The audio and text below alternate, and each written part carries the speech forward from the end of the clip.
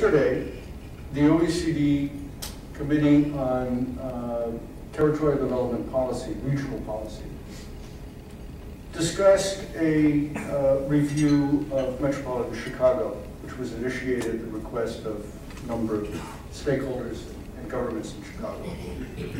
And as part of preparing the OECD report, the OECD put together a chart listing the average annual growth of GDP per worker. So we're talking productivity here. The average annual growth of GDP per worker in OECD metropolitan regions between 2001 and 2007. So we're talking about the gravy years, more or less. Right? Metropolitan regions in the 6 years before the crisis. And the most improved was Krakow in the entire OECD. Now you could say Krakow had a lot of potential gains because it was coming from a very low level, but obviously something is happening there. And I think the university has a lot to do with it, which explains the transformation that they've been able to make in that particular corner of Poland.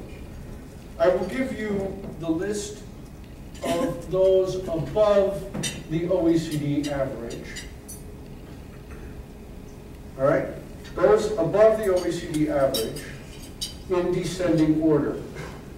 Krakow, Prague, Budapest, Busan, Korea, Houston, Vancouver, San Francisco, Oakland, Aichi, Japan, London, Stockholm, Portland, Daegu, another Korea, Helsinki, Warsaw, Hiroshima, so much for aging, being a handicap, Fukuoka, Seoul, Toronto, Montreal, Los Angeles, based on manufacturing, Sydney, Osaka, Tampa Bay, Rotterdam, Paris, Vienna, Dallas, Milwaukee, San Antonio, and San Diego. These are above the OECD average. 12 US cities are in that group. 21 are below average. 21, nearly twice as many, metropolitan regions between 2001 and 2007 were below the OECD average on annual increase of GDP per worker. That was then. 4 of the 5 biggest cities in the United States are below average. The only one that's above is Los Angeles. So all the cities below average in descending order, and I'm leaving out all the non-American ones, in descending order: New York, Sacramento, Minneapolis, Philadelphia, Boston, Miami, Seattle, Orlando, Pittsburgh, Washington, Chicago, Baltimore, Phoenix, Cleveland, Kansas City, San Bernardino, Riverside, St. Louis, Denver, Detroit, Atlanta, and Cincinnati. So there's work to be done. I mean, these to me this is a wake-up call. This is why I say this is a cry against complacency. If that was the situation then, you factor in the crisis, thank you. There's a lot to be done. And this means we have to have a lot of scope for experimentation and risk-taking. I hear a lot about best practices. We need best practices. We want to know the best practices. Every best practice started out as a walk in the dark. You know, it started out as an experiment, and we all know when we talk to people in the private sector about innovation, how important it is to be willing to fail.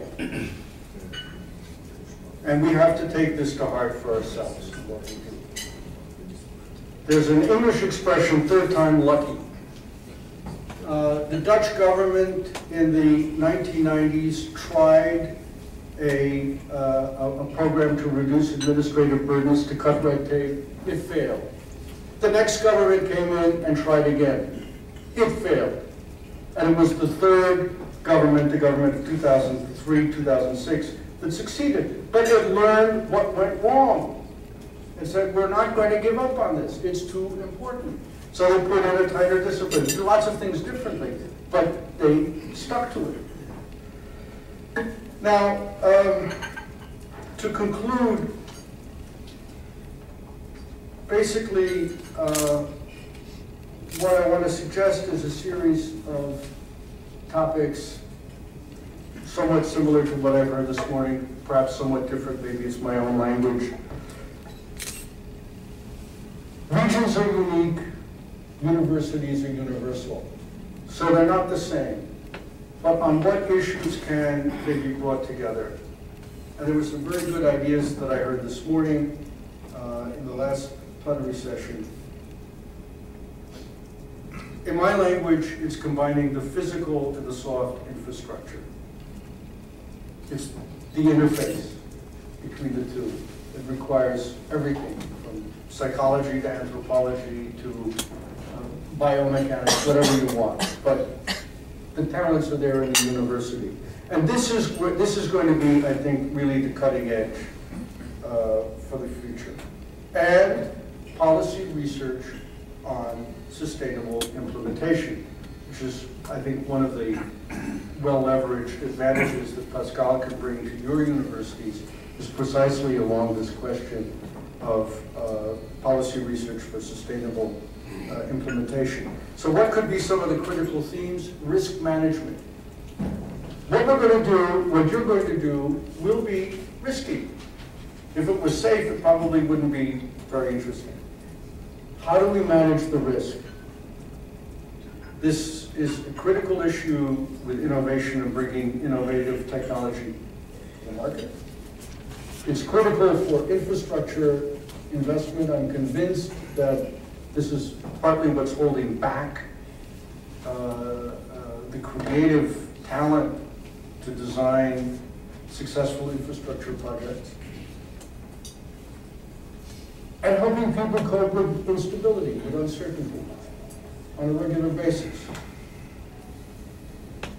Public services will be transformed in the years to come. Enormous scope in health, education, environment, water. And what do these involve? The public-private interface.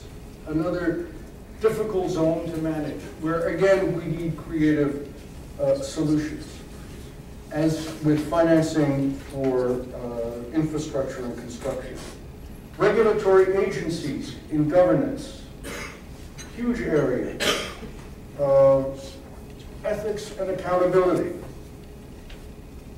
Another role that universities can play in the community, with the business community, with the civil society, with the citizens, is helping people understand why ethics and accountability are so critical.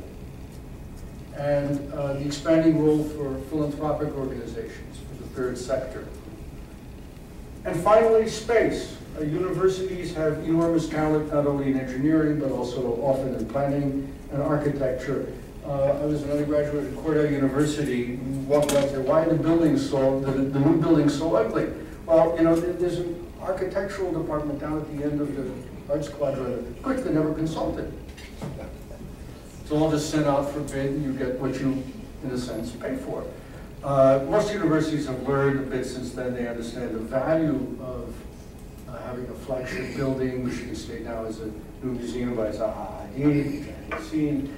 Great stuff, probably seen Maple, great stuff, I'm sure. But universities have another function. They can help people simulate through a process of change. What will the future look like, people want to know. Literally, what will it look like? How can we make this place not only different, but better? And that requires, again, a whole range of talents within the university that are not necessarily engaged locally.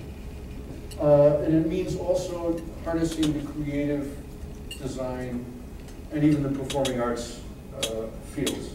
There's probably no department in the university really that can be left out. I said planning for the recovery starts now. It means asking this critical question, what kind of future do we want?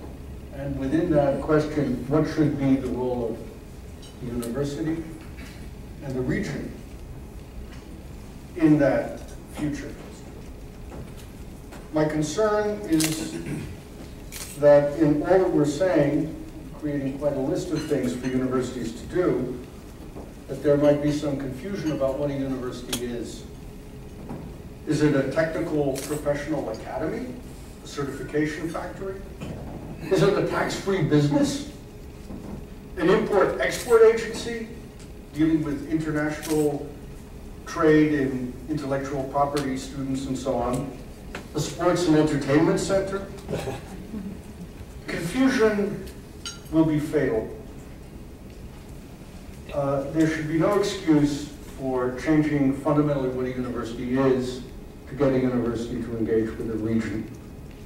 And so my last concluding remark to you is to return to the 18th century and Alexander Pope. The proper education of mankind is man. Thank you for your lunchtime attention.